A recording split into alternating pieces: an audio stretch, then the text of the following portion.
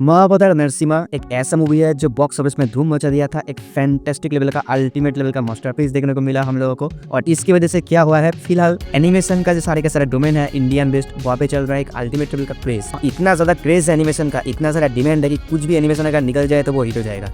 यही मानते हुए नेटफ्लिक्स ने लॉन्च कर दिया है कुरुक्षेत्र नाम का एक एनिमेटेड वेब सीरीज, जो कि टोटली बेस्ड है महाभारत का जो कुरुक्षेत्र का वॉर है उसके ऊपर। तो करेंगे आज ये वेब सीरीज का रिव्यू और जानेंगे और हम लोगों का ओपिनियन आप लोगों के साथ शेयर करेंगे कि ये वेब सीरीज कैसा हुआ, आपको ये देखना चाहिए कि नहीं, और हम लोगों को ये कैसा लगा। So let's begin. कर्म करो पार्थ, शस्त्र उठाओ। ये मत देखो कि तुम्हारे समक्ष कौन है, ये देखो कि तुम्हारे साथ कौन है, चाहे अपनों से ही क्यों न लड़ना पड़े। और इस युद्ध में धर्म तुम्हारे साथ है पार्थ, क्योंकि मैं तुम्हारे साथ हूं।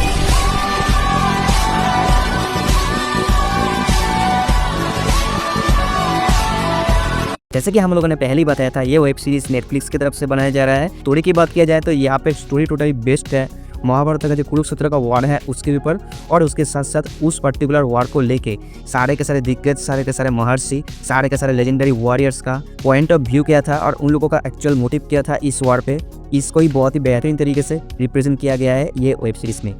इसके साथ साथ यहाँ पे कुछ फ्लैशबैक आपको देखने को मिलता है महाभारत का सारे के सारे कैरेक्टर्स के ऊपर, जो एक छोटा छोटा आपको फ्लैशबैक देखने को मिलता है। और एक चीज़ बोलना चाहते हैं, और ये स्टोरी जो है वो डेफिनेटली स्लो वाला स्टोरी आपको देखने को नहीं मिलता है, बहुत फास्ट चलता है ये स्टोरी। इसके साथ साथ ये बोलना चाहते हैं कि फिलहाल 18 दिन का जो कुरुक्षेत्र का वॉर था उसके ऊपर बेस करके टोटल 18 एपिसोड लॉन्च किया जाएगा, लेकिन 2 इंस्टॉलमेंट में। फर्स्ट इंस्टॉलमेंट में इसका 9 एपिसोड लॉन्च हो चुका है और हर एक एपिसोड आपको 30 मिनट्स के अप्रोक्सीमेटली देखने को मिलता है। हम लोगों को बहुत ज़्यादा नेगेटिव पॉइंट ये लगा, इवन इन 2025 एक बहुत ही अच्छा मौका था एक प्रॉपर महाभारत क्रिएट करने का, क्योंकि ये कोई मूवी नहीं है कि जल्दबाजी या फिर टाइमिंग का कम हो जाएगा या फिर ये इशू जाएगा या सारे के सारे चीज़ें कैसे समाएंगे, इस तरीके का कोई इशू था ही नहीं भाई। ये एक वेब सीरीज़ है और वेब सीरीज़ का जो एपिसोड्स है, वेब सीरीज़ का जो टाइमिंग है, कोई भी लिमिट नहीं रहता है। प्रोड्यूसर डायरेक्टर अगर चाहता है तो मैक्सिमम तरीके से प्रॉपर महाभारत क्रिएट कर सकता था भाई इस टाइम पे, ताकि आजकल के जनरेशन के लोग और आजकल के जनरेशन के बच्चे भी महाभारत को प्रॉपर तरीके से जान पाए। और एक चीज़ है, जिन लोगों को महाभारत नहीं पता है उन लोगों को दिक्कत होने वाला है भाई, क्योंकि यहाँ पे छोटा छोटा फ्लैशबैक के थ्रू एक ग्लिम्स दिया गया है। इसके लिए आपको हर एक कैरेक्टर का बैक स्टोरी जानना ही जानना है। ये चीज़ हम लोगों को बहुत ही बुरा लगा। नेटफ्लिक्स को प्रॉपर महाभारत क्रिएट करना चाहिए था भाई, बहुत सुनहरा मौका था। हम लोगों को भी एक मौका मिल जाता है फिर से महाभारत को देखने का और फिर से महाभारत में डूब जाने का। ये बड़ी अच्छी बात कही आप। इसके बाद बात करते हैं विजुअल्स के ऊपर। तो विजुअल हम लोगों को एक बिलो एवरेज तरीके का लगा ओवरऑल, लेकिन अगर डिटेल में बताया जाए तो फर्स्ट हम लोगों को सबसे बुरा लगा इसका मॉडल क्वालिटी। भाई इतना बैकडेटेड मॉडल क्वालिटी कौन क्रिएट करता है इन 2025, जब एनिमेशन का जो मार्केट है वो राइज हो रहा है। इन नेटफ्लिक्स कंपनी की तरफ से इस तरीके का काम देखने को मिलता है, जो कि हम लोगों को बहुत सारा डिसअपॉइंटेड लगा। मॉडल क्वालिटी को इनहेंस करना बहुत सारा जरूरी था, और लो मॉडल क्वालिटी की वजह से क्या हुआ है, टोटल जो फेशियल एक्सप्रेशन है हर कैरेक्टर का वहाँ पे आपको कॉम्प्रोमाइज देखने को मिलता है, जो कि ओवरऑल वॉचिंग एक्सपीरियंस को डिग्रेड करता है लिटरली। इसको छोड़ के अगर कलर और लाइटिंग की बात की जाए तो लाइटिंग का क्वालिटी आपको ये सीरीज पे एमआरजी देखने को मिलता है, लेकिन हम लोगों का ये मानना है कि लाइटिंग क्वालिटी को भी डेफिनेटली इंप्रूव करना चाहिए। टोटल एनिमेशन को ही इंप्रूवमेंट करना चाहिए भाई। ऐसा फील होता है कि ये 2003-2004 का जो डिज्नी का वाला मूवीज है ना, वो देख रहे हैं हम लोग। पोगो में जो सारे के सारे मोटू पतलू, छोटा भीम, इस तरीके का वाहियात सारे के सारे जो कार्टून है ना, उस लेवल का 3D वाला कैरेक्टर डिटेल यहाँ पे देखने को मिलता है भाई। क्या ही बोल सकते। तोबा तोबा तोबा, थारा मूड खराब कर दिया। एनिमेशन क्वालिटी हम लोगों को बुरा तो नहीं लगा, लेकिन अच्छा भी नहीं लगा ओवरऑल।